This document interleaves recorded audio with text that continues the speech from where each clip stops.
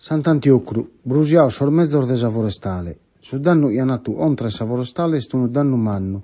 Han brusiau 2 ormezzos e una barca de sa forestale e de sa vigilanza ambientale in Sant'Antiochru. Su dannu successo a sa 1 notte.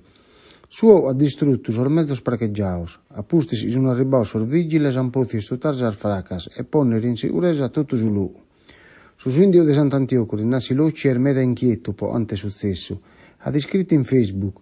Su dannu e ustu notte è nata sa forestale, est unu dannu mannu, de un dennare e ne criari scusas, est unu dannu potuto sa vida de Sant'Antiochru, pui teato ausente e cada die triballa po nuis. Tristu vinza su mandante regionale de sa forestale de sa Sardina, Antoni Casula, e a Sansa Annau.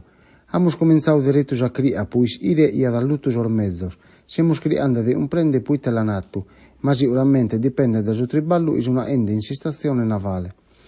Damos a nostra solidariedade a sos collegas e vinza Saes assessore posa difesa des ambiente Gianni Lampis e desu presidente desa regione Cristian Solinas.